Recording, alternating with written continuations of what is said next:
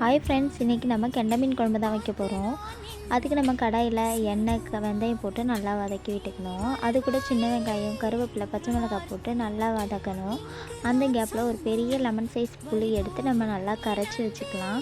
அது கூட 2 medium size தக்காளி, அதை எல்லாத்தையும் சேர்த்து நல்லா கரைச்சிக்கிட்டு தேவையான அளவு உப்பு போட்டுக்கலாம்.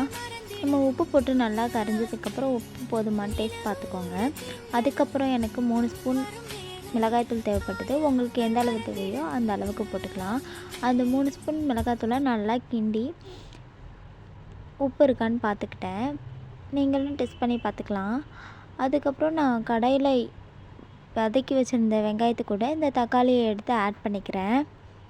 அதை நல்லா வதக்குனதுக்கப்புறம் நான் கரைச்சி வச்சுருந்த புளிக்கரைசல்லாம் நான் எடுத்து அதில் ஊற்றிட்டு ஒரு 10 நிமிஷத்துக்கு மூடி வைக்கிறேன்.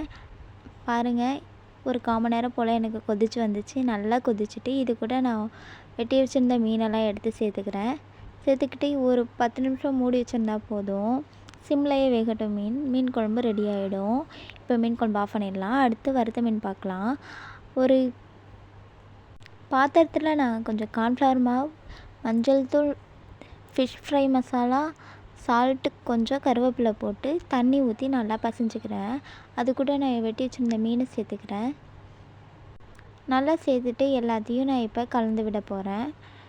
நல்லா கலந்து விட்டதுக்கப்புறம் ஒரு 1/2 லெமன் அதில் புழிஞ்சு வச்சு நான் மூடி வைக்க போகிறேன். ஒரு 1 ஹவர் மூடி இருந்ததுக்கப்புறம் ஒரு கடாயில் ஆயில் ஊற்றிக்கிட்டு எடுத்து வச்சுருந்த மீன் எடுத்து அதில் போட்டுக்கிட்டு ஒரு 3 நிமிஷத்துக்கு மூடி வச்சு வேக வைக்க போகிறேன். திருப்பி ஒரு 6 நிமிஷம் வெந்தால் போதும், ரெடி ஆகிடும்.